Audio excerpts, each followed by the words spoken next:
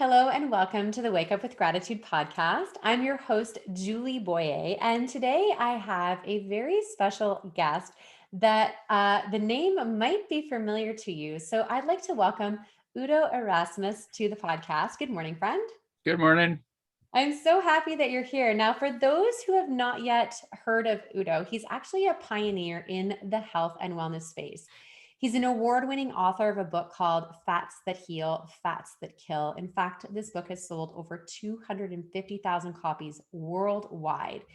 He's the founder of Udo's Choice, that is carried in Whole Foods and health food stores around the world. He has extensive education in biochemistry, genetics, biology, nutrition, and a master's in counseling psychology. And he's been traveling the world, well, maybe not last year, but traveling the world to share his message on how to achieve perfect health. And I have to say, Udo, I actually was introduced to your products more than a decade ago. And I just remember it was like my first introduction to understanding what healthy fats were. So Mhm. I was really excited to have this opportunity to connect, to introduce you to our gratitude community, because I know that's one of your pillars of well-being. So as I always start my podcast guests, I would love to hear a little bit about your story. Mm. Well, it's interesting. I don't spend a lot of time thinking about gratitude. I think it's second nature to me because I was born in the Second World War. So I was less than 3 years old when we were refugees fleeing from the communists, chasing us in tanks and trucks out of Poland into Germany. And my parents had come from Latvia. Their whole life was a mess. First World War, Bolshevik Revolution, Depression, Second World War. That was their life in Europe. So we were fleeing from the communists on dirt roads in horse-drawn hay wagons, women with little children, men were all off in war, no military presence, and the Allies, the good guys, right? We're the good guys. The Allies were using the refugees as target practice, shooting at us from planes, doing air artillery on those roads. And my mother had 6 kids, 6 and under, and she eventually, the wagon broke down and she started going through the fields, but she could only take 2 kids along. So 4 of us were left behind, and I ended up in an orphanage for a while. And anyway, it was a crazy time. I remember anxiety, fear. I was really, really shy when I was a kid. I spent a lot of time reading books because books were a safe world, because you can read about a war, but you don't get shot at out of a book, right? So I was always trying to understand how things work because I didn't know what I could rely on. I didn't feel safe. I remember hunger. I remember anxiety, confusion. One day you'd be told one thing, the next day you would be told another thing. You couldn't stop to eat because you were running from, it was really crazy. Not a place where I'd recommend people raise their children, right? So we got out. Yeah. And because I never understood how things worked, I became very interested in how things work, which was why I ended up going into science to figure out how things work, then bioscience to figure out how creatures work, then psychology to figure out thinking works, then a year of medicine to try and figure out how health works, but it was only about disease. So I went back into biochemistry and genetics. And eventually I never found at university what I was looking for, and I didn't know what I was looking for, but I kept on looking and eventually ended up with self-knowledge. Because what I really needed to know is how I work. And it took me till I was 30 to figure that out, right? Oh my gosh. And I'm supposed to be smart. I want to just pause for a moment there because you said something really wise, and I think people might not pause for a moment. And you said you were looking for all the knowledge in the books, in the courses, in the classes at university, and all these places. You went to medical school, and then you went back and you realized it was knowledge of self. So what then? So now you realize you've got to look inside, learn and understand about you. Where does that path take you? Well, so how I got to that, I left university and it was the 60s. And I worked in a neurological research lab. And I was very interested, my interest in biology, brain genetics Yeah. and natural history, right? The whole story, right? And in the neurological research lab, I snitched. I snitched 6 ampoules of Sandoz LSD, Oh. and I used just like 60 micrograms of it in a sugar cube. That's how we used to do that. And so I had an LSD experience, and that experience blew open my very tight world. Wow. I laughed and laughed and laughed, rolling on the floor, crying, laughing so hard I was crying, tears running down my cheeks, laughing to Mozart. You know, he goes da da da da, and I go ha ha ha ha, right? So laughing to Mozart.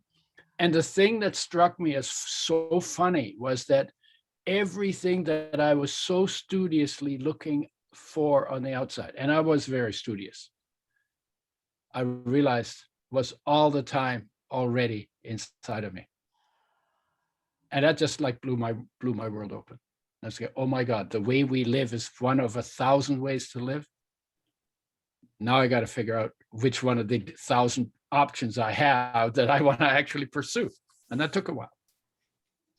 And then I did that just for a short time, maybe a couple of years. I did some psychedelic trips. And then I started getting burned out. And I said, I'm not going to do any more. They're not addicting. So I said, I'm not going to do any more for 2 years to give my body a chance to recover, because I only get one body. I should look after it. Mhm. And before that time was up, I met a teenager who said, the peace you search for in the world is within you. And I can show you how to connect to that. And I was 30. This kid was 14. I said, yeah, what's a 14-year-old going to teach me? I've been around. But I was interested in peace because I came out of the war. So I always had peace on my mind. I was in the peace movement until I found out it was an anti-war movement. And so I left because of that, because I wanted to know what peace is. I didn't want to have a war about war. I wanted peace. And so I didn't think he could show me, but I said, well, I better check it out, because just in case he can, I wouldn't want to miss it. If he can't, I'll just keep looking. And he showed me a way to bring basically it's about, you have to sit still. That was hard for me, but you have to sit still, to take time for breakfast, take time for bathroom, take time for shower, take time for sitting still every day. Just become as still as you can be, as deep as you can go, for as long as you can, and breathe lightly and slow it down. And in the presence that you get if you can bring your focus into the space your body occupies, look around, listen in, look in, feel in. What is there in that space other than your liver and your kidneys, right? What is in that space? What do you experience in that space? And you discover that at the core of it is peace. And peace is the foundation of our existence, but also the existence of the universe. And when you feel that peace, you can sit like I'm in my room here, and I can look around and I say, oh my God, peace has always been everywhere. Even on the battlefield, when they're fighting and killing each other, they're doing that on a foundation of complete peace. But they're not focused on the peace. They're focused on an idea in their head. You're my enemy, I'm going to kill you. And the other person, you're my enemy, I'm going to kill you. And then they play this game that they've decided to focus on, with reason and with support and with encouragement from other people and other cultures and countries. They play out this game on a battlefield where there's peace inside of them, around them, between them, above them, below them, peace everywhere. In perfect peace, they have a war. I love what you said there about anti-war versus peace. And Yeah. it's a topic that I don't know that is explored or shared often enough, is really Hmm. understanding the difference. So I Hmm. appreciate that you brought that in. And I think when you talk about peace, for me, I think about what time of day is peaceful for me, and that where I find the peace. And it's for me, it's at sunrise. I Hmm. head to the beach in the morning and I just breathe and I ground myself and I'm by the ocean. I just listen to the waves. And it is that moment of peace. And I know we can find those moments throughout our day, but a lot of, the ways that I recommend when we're looking at being grateful, it's this finding peace. It's that moment of presence and of stillness and Yeah. allowing that peace. So then let's maybe fast forward a little bit to, where did your interest in healthy fats come from? Because you grew up, or I mean, you were an adult in the era of fats are bad, no fats, to get all the fats out. Let's put sugar in everything instead, which Yeah. is where Yeah. I grew up in that. I Yeah. was a child and a teenager in that. But Yeah. so you were exposed to this. How do you become like the opposite of everybody else? Well, that's not hard. The rebel child in me. No, but what actually happened is I got married, and we had 3 kids, and my marriage broke up, and I was very, very upset. And so I wanted to kill something. Seriously, I was that upset. And I got a full-time job as a pesticide sprayer. And I had gotten the license for it in a gardening job that I had. So I had the credentials, for what that's worth. And so I went out and sprayed pesticides. I was really careless, did it for 3 years, and got poisoned by the pesticides I sprayed. Predictable outcome, right? Went to the doctor, said, "What do you have for pesticide poisoning?" She said, "Nothing." That was it. That was a very short consultation, nothing. And so then I went to Greenpeace. Yeah, then I went to the people who uh, qualified me, the BC government, that qualified me to spray them. And I asked them if I could come in and read some of the literature, because they must have something on pesticides and pesticide poisoning, because it happens. They wouldn't let me do that. They said they tried to convince me I had a flu, because the symptoms in some ways are different. They were different. It was not a flu. Oh my I had nausea, dizziness. If I walked around a city block, I was 38 years old. If I walked around a city block, I had to rest like an 80-year-old. Oh my gosh. And then if I turned my head, it felt like my head turned, but my brain didn't. I mean, obviously that didn't happen, but that's what it felt like. And so it was pretty strange. So then I went to Greenpeace, and at Greenpeace, I found a woman who had a stack of information about pesticides and their the side effects and all of that.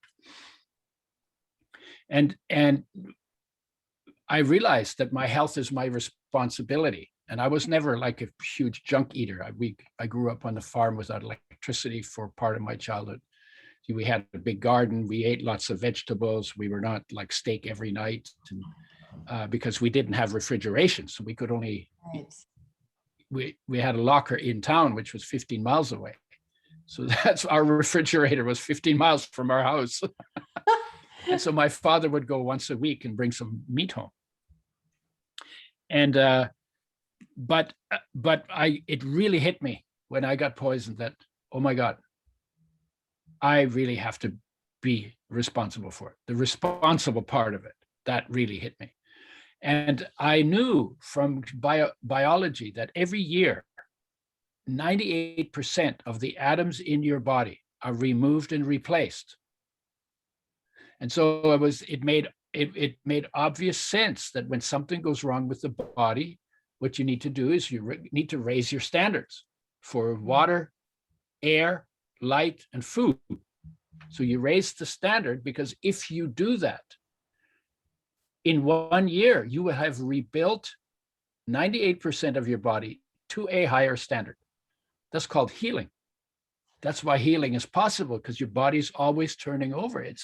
It's a major construction site, your body, always under construction. And so I started looking at that. And in the process, I got focused on fats, because it was the craziest area. It was confusing. It was contradictory. And I was trying to make sense of it. And I needed real answers, not just fake answers, not just whitewash. And so the contradictions would drive me crazy. And I said, why is it that they say omega-6 is essential and it gives you cancer and kills you? Yeah. It's like, what? Yeah. Omega-6, yeah, some went wrong in there. Yeah. There's something. And so in trying to resolve that contradiction, I started looking at how oils are made and realized that they're the most sensitive of our nutrients. There are two that are essential, which means you can't make them, but you have to get them from outside. Yeah. If you don't get enough, your health goes down. If you don't get enough long enough, you die. If you bring them back before you die, all the problems that come from not getting enough are reversed, because life knows how to make a body work as long as we take responsibility at our mouth to make sure that all of the essential building blocks life needs to make that body land in our body. Yeah, so you said something. I was just to say, you said something really, again, something that really shows how you are such a pioneer in this space. But you said, my health is my responsibility. And these words, they seem so simple, yet they are truly the foundation. As you said, we have one body, one place to live, and there's only one person who decides what goes into our mouth, and it's us. This is a lot of the work that I do as well, is like helping people to understand, like, when you eat certain foods, you have certain reactions in your body and chemical reactions happen, and you will feel good or you will feel a lack of energy. And a lot of that, and oils and fats make such a health, they are there's no macronutrient that isn't an essential one, right? It's just about which one do you choose? Like having no fats in your diet is not, eventually if you have no fat in your diet, that will eventually kill you, because you need to have omega-3 and omega-6 brought in, because you can't make them in your body. You can't make it. Right. And so and then I started looking at how oils are made and found out that they're the most sensitive of our nutrients. They need the most care. They're damaged by light, oxygen, and heat. We treat them with the least care. We throw them in the frying pan and turn them into smoke, right? There's research that shows that cooks who spend 8 hours in front of the frying pan, unlike the rest of us who are spent 2 hours in front of the frying pan, cooks have 4 times more lung cancer than normal people, because they're breathing in the damaged oil fumes, and they do it for long periods of the day. So we should be treating them with the most care. We treat them with the least care. And given that I was sick, I said, I can't get healthy on oils that are damaged this way. The industry, by the way, treats them with Drano, then with window washing acid, then bleaches them, that turns them rancid, then fries them, heats them to frying temperature to try to blow off, deodorize the bad smell from rancidity. And then you get an oil in a plastic bottle sitting on the shelf in clear plastic, light going to it, creating free radicals. And about 1% of the molecules are damaged. It's usually half to 1%. If it's 1% damaged in a tablespoon, you will get more than 1 million damaged molecules for every one of your body's 60 trillion cells. And we eat 2 to 4 tablespoons, so multiply that by 2 to 4. And then probably times 6 when you put it in the frying pan.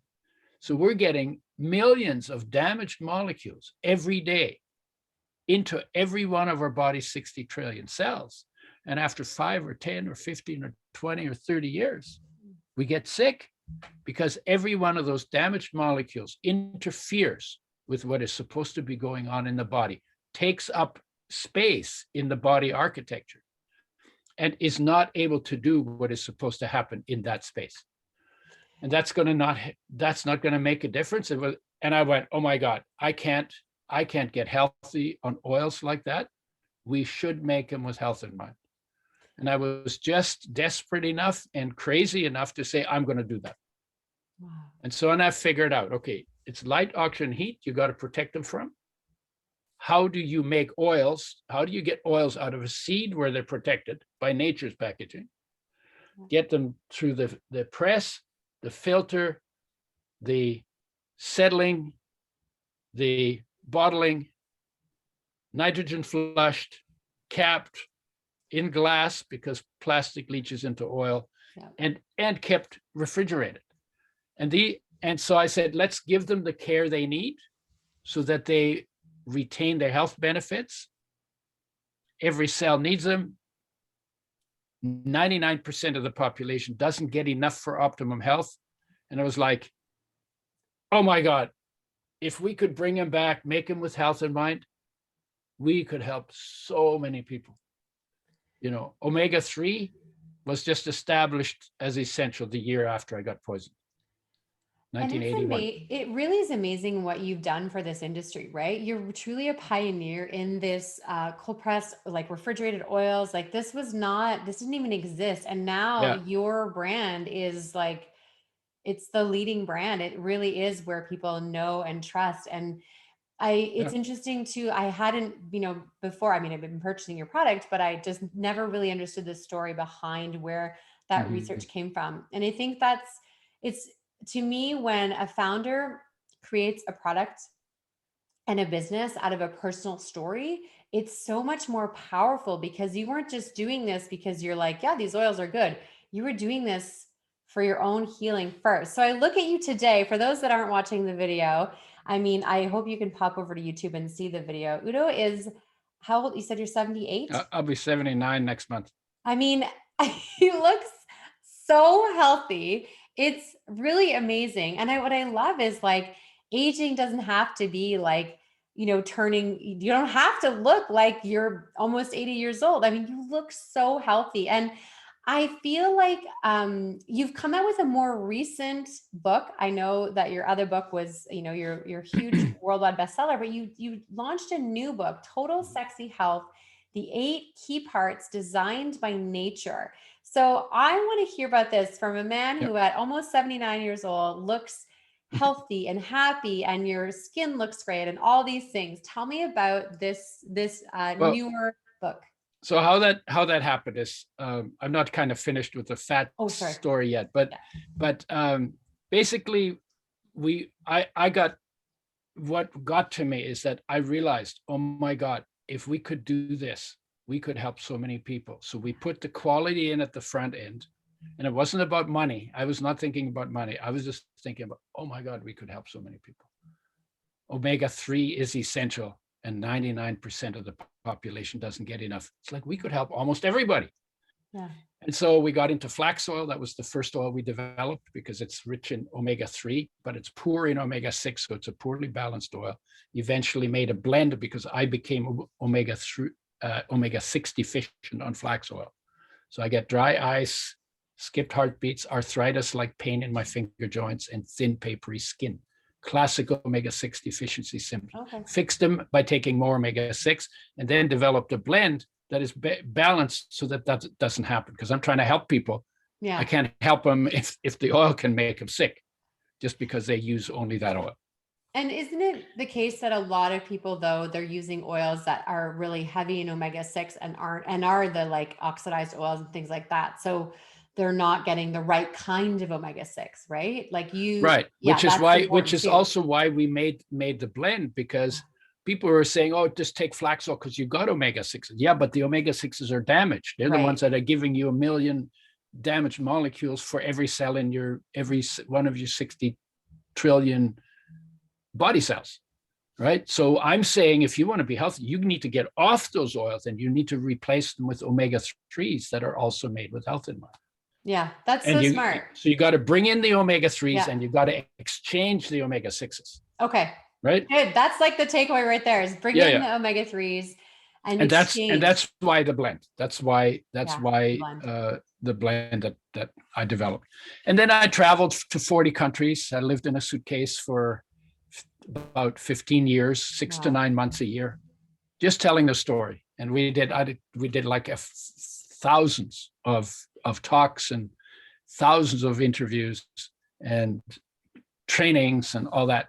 It was fun. And honestly, I was so fired up by this idea. Oh my God, I finally found something that I can do that will help people. So when that was done, I got into digestion, because I looked at it and I said, digestion got to be the second worst mess in human functioning. And we got into digestive enzymes, probiotics, and fiber, because digestive enzymes and probiotics are in raw plants if we eat raw, if we eat out of nature. But we kill them when we process or cook them. So we got to replace them. Yeah. So I got into that. And then when I was traveling, I would notice there were people, and I had this issue too. It's like, I know more than I put in practice. Why is it that we know what we should do and we don't do it? And my conclusion was, we're not inspired. See, because change is hard, because we have habits, and they have well-tracked habits. And every time you get the trigger, you get the habit. Because it's so fast, we've done it so many times, we don't even see that there's a space where we could make a different choice. So what do? Well, you got to inspire people. When you inspire people, they're energized and they get out of their thinking ruts, and they feel so good about being alive that they say, you know what? I like this so much. Talk about grateful, right? Yeah. I like this so much. I like this so much that I'm going to do whatever it takes to hang around as long as I can and as functional as I can. And then it's like, okay, well, you probably should not be frying your oils. Okay, no problem. I tell them, get your frying pan, hit yourself on the head with it, so it's associated with pain, and then throw it out. And when it's gone, it's gone.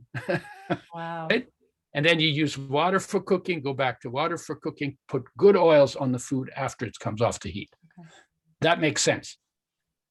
But so then the thing was, okay, you got to get accurate information, because when the information is wrong, you take away people's choice. Lying is a form of dictatorship. Right. Right? Because you take people's choice away from them. And so it's important to give accurate information, but it's also important that you give it with inspiration. And then I got into, well, what else affects health? And when I sat down and looked at that, I said, everything affects health. Everything affects health. Okay, so under the umbrella of health, I want to address every problem on the planet. And I can do that. How does it work?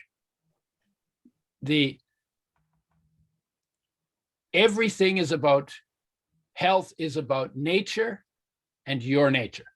Health was invented by nature, by life in nature. Mm-hmm. So fresh, whole, raw, organic, whole foods, mostly plant-based, right? That's the standard this was not set by government or by the grocery association. This was set by life. Fresh, whole, raw, organic. Every creature eats like that except for us. Well, wherever you are right now in your habits, my recommendation is head in that direction. Head in the direction more fresh, more whole, more raw, more organic. And go until you get there. And if you don't quite get there, you'll still get a lot better. This is how you change, you change your intake, and within a year, 98% of the atoms in your body have been removed and replaced by a higher standard. Well, and right? I mean, there's a lot there, Udo, that you've shared for sure. And you also talked about my love language, which is digestion and detox. These are areas that I personally am really passionate about as well. And educating people about how to have healthier digestion, how to detoxify your life, how to remove toxins. As you said, pesticides is one of the easiest ones in terms of our food, but in terms of where, just our environment, but all the things in our lives that are toxic, supporting our liver in the most optimal way with optimal food. I mean, I love talking about fiber because there is, along with a lack of omega-3, lack of fiber is a massive issue with what's happening in our world and how people nourish their bodies. So is this what kind of led you? You're like thinking total health, it's you, it's nature. And then this is what kind of led you to creating Total Sexy Health? And then the ideas was, and I've had this on my plate since I was about 40. Okay. To turn health into a teachable field, because after 200,000 years of living here, we know more about the mechanics of watches than we know about the mechanics of the body, or not the body, of the human being, because Right. there's more than just liver and kidneys to the human being, and skin and bones, right? Because there is awareness. What is awareness? Awareness is the spark of God, you could say. Mm. Awareness is the field. Awareness is where the peace that is not absence of war lives, right? Peace is the source, the foundation of existence, both us and the entire universe. And it's real. But in order to experience it and recognize that peace is everywhere, you have to bring your awareness into the core of your being. And we don't sit still long enough to do that most of the time. So that's the deepest part. Next from that is life energy. Life energy comes from the sun. Solar energy goes into green leaves, stored in bonds between atoms that are our foods. We eat the foods, we break them down, that energy is released, there's our life. So when somebody says, you are my sunshine, actually, it's not true. You are your own sunshine. I'll remember Right? that. I'll remember that one. And you're not anybody's only sunshine. Yeah. Right? We're surrounded by it because everything you see is sunshine. The trees are made of, they're storage of sunshine. Coal, oil, and gas are stored sunshine, right? Now they should stay underground. That's a whole other story. That's a whole other story. Yeah. That's a whole other story. Yeah. And so that energy, by the way, like if I say to you, hey, whose body is that? What would you say to me?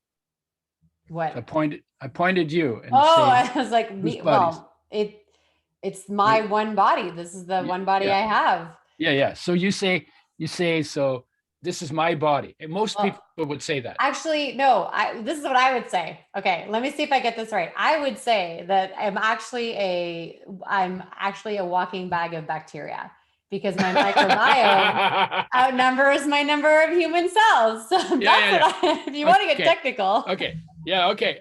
Yeah. So that's too technical.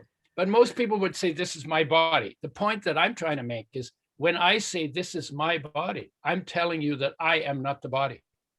I live as though I was the body. So I do everything for the body, right? Okay. But I'm not the body. I'm the owner of this body, my body, right? Yeah. Well, if I'm the owner, who am I? Seat of the soul, somewhere in there, right? Life is the owner of the body. So I am life. I'm not the body, I'm life. And then the question is, well, how well do you know yourself as the owner of your body? And most people would have to say hardly nothing, right? Yeah. Important. Now, what's interesting about it is, when you bring your awareness to the life energy, you feel unconditionally loved. Sunshine is unconditional love. Life is unconditional love. Life loves the body unconditionally, 24/7, 365. Never takes time off, doesn't go on strike, doesn't demand a raise. Even if you say, I hate my life, life loves you unconditionally. Life loves your body unconditionally. So now you got perfect peace stacked with unconditional love, right? This is like your essence. This is the essence of your existence. And then the next one is inspired creativity, which is that the shine of that solar energy that you are into the world. And it's the positive part of mind. It's where the creativity and the genius and the helping and the supporting comes from. And then number 4 is physical body. And that's food, fitness, detox, rest, and digestion. Those are the biggest areas in that. And that's what most people talk about when they talk about health. Right. But health is so much broader than that. Number 5 is survival smarts. That's about protection and procreation, right? And that's the protective part of mind. And then on the outside, you've got social group. You Mhm. know that affects health, because even as kids, we used to get mad at other kids in the schoolyard when they shin hack us when we're playing soccer, and we'd yell at the top of our lungs, "You make me sick!" Right? So we knew even as kids that other people affect our health. Yes. And then we've got natural environment. Obviously, that's where all our resources come from. Mhm. And there ought to be a certain amount of gratitude for those free resources, Oh, right? yep. That that we steal from nature and then sell to other people because we're really stupid, right? And so and what we do to the environment, we do to ourselves. I watched somebody on Vancouver Island once carved into a log in 1 foot high letters about an inch deep, inch wide. And what it said was, if you shit in your nest, you will nest in your shit. Oh, And that's a summary of every environmental issue that I know. yep. And the best way to fix the environment is to do less. Yeah. We've seen that with COVID. Now the air is clean in China, right? The water is cleaner than I've ever seen it. I live by the water here. The water is cleaner I've ever seen. I think the flowers have more color too, but that maybe is just my delusion. I don't There's know. definitely a lot more orcas, and there were way more Yeah, herring this year than yeah, I was here for the herring spawn on Vancouver Island. yeah, yeah, The amount of orca pods coming through. Yeah, absolutely. yeah. Absolutely. So that's number 7. Okay. And then the last one is big picture.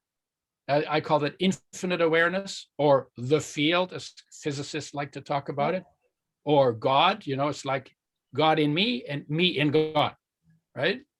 And but these are experiences. These are not head trips. These are experiences. Mhm. What does it feel like? When I bring my awareness to the core of my being, into that internal awareness that's in the core of my being, and then I notice that awareness is not limited to my body. That awareness has a center in me, and then goes out infinitely without any boundaries. And that's an experience. And you can walk around on this planet and see all the sun. Oh, by the way, life energy is also the master. Life is the master of the body. And when the great masters talked about enlightenment, for instance, Mhm. Buddha's enlightenment, well, you are lit up within that solar energy. You can actually see it in the darkness, in the inner darkness, as light in that darkness. You can hear it inside in the inner silence as a sound. And you can feel it in the inner emptiness as that unconditional love. That's what the masters talked about. That is what the masters talked about, was not only in them and not in us, it's in everybody, because they were talking about life, Yeah.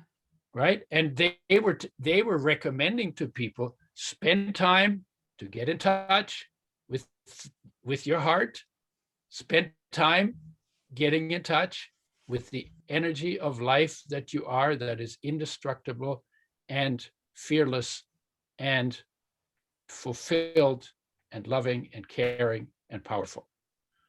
That was their message. Yeah.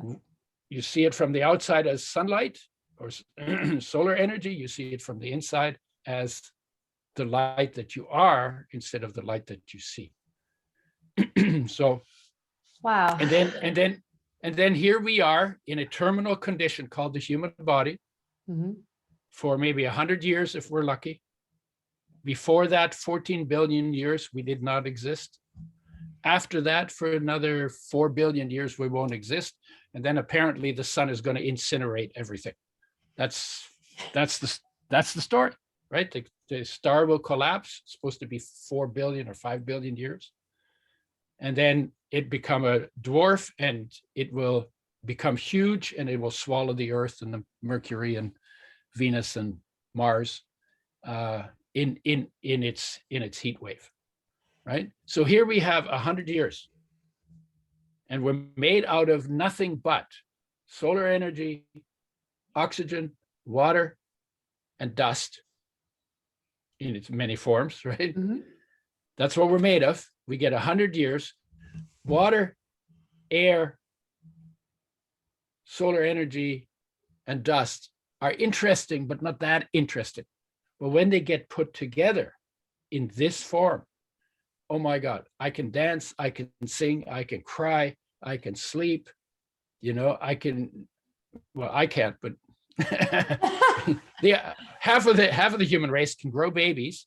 Yeah. I mean, you start to think about, I grow hair, Yeah. I can grow fingernails, I can sing some Beatles songs or whatever, right? And I it is I that can infinite appreciate, intelligence. and Yeah. of all of the things that we're really good at is appreciation is probably our greatest talent. Appreciation is like gratitude.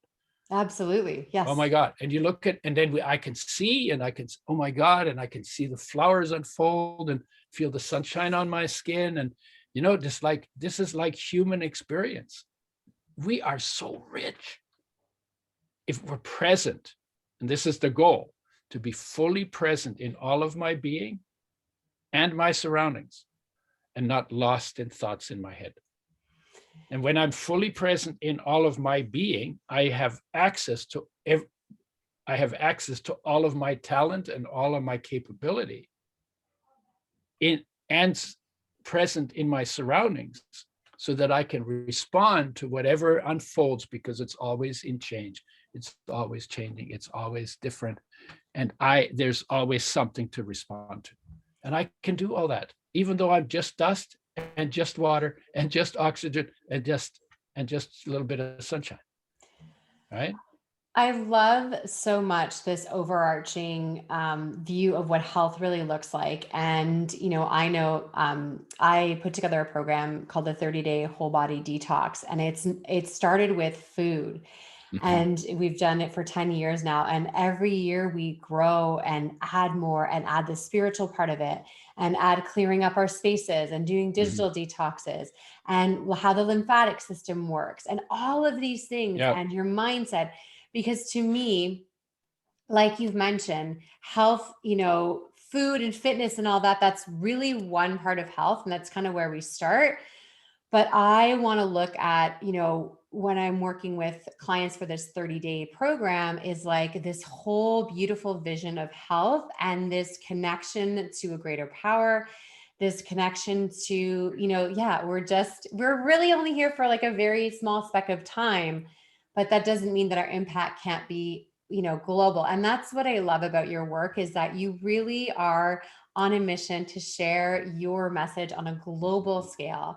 And you're so passionate about all these incredible things. And I love that you've combined your passion for health, well-being, for love, gratitude, like this unconditional love. It makes my heart smile. Yeah. Oh, I've loved this time together, Udo. It's been so Yeah. wonderful. My goal that I'm living into, it's like my vision, I suppose. 8 billion people could live their lives lit up from within, because the light's already there, and it's just a matter of looking into it instead of looking away from it. When we do that, we will feel so cared for that we won't steal each other's stuff, because we don't need more. When we don't steal each other's stuff, we can live in harmony. When we live in harmony, it'll be very easy to make sure that all basic needs of all are met on a long-term sustainable basis at no one's expense. Completely doable. We're wired for it. We just don't we keep on fighting out here, reacting out here. Yeah. When what we need to do is look into the wiring, into our wiring. What are we here for? What is this for? And it's what this is for. It's for peace, for love, and for joy is what this is for. Oh, Right? So that's I feel that, for peace, love, and joy. yeah. Udo, I've really enjoyed having this chance to hear your story, to all the incredible things that you've been doing, the way that you serve the world. I know you've offered our audience a free ebook copy and a video course that I will share a link. Make sure you grab that from from the show notes. So I have a specific link just for listeners of this show. Thank you so much for the gift. I really appreciate it. Do you want to tell us about the book that comes with that link? You know what? I don't know what they put on it. Your team So, gave me a no, link. That's okay. it'll be in the show notes. Yeah, we'll put it in the show notes. I guess Yeah. it's like, I guess it depends on what the topic of the podcast is. So we do. I have two websites. One is udoschoice.com, Yeah. udoschoice.com, and that's where we talk about the oil and the enzymes, probiotics, and a few other things, why we do it and how we do it. Is what that's about. And then I have a website called the Udo, THEUDO, or udoerasmus.com. And on that website, we have some courses and we have some educational materials. And we're in the process of building that out because we now live in a pretty virtual world. So that site's in great. Some ways, it's beautiful because I don't look. All I had to do was put on a sweater. That's all I had to do. Get out of bed, put on a sweater, sit behind my computer, and go out to as many people as I can. It's very, very cost effective, time effective to do this kind of education. And I love that I get to do it. It is like a super honor and privilege, and I love doing it. Because when people learn, let me tell you one last story. It's a short one. When I was 6 years old, we were living in Germany, and I listened to adults argue. They argued every day about all kinds of crazy stuff, and they were always at each other. And I didn't like it because it was like too much like the war. And so I was watching it, and one day when I was 6 years old, I was watching yet another argument, and I thought to myself, man, there must be a way that people can live in harmony.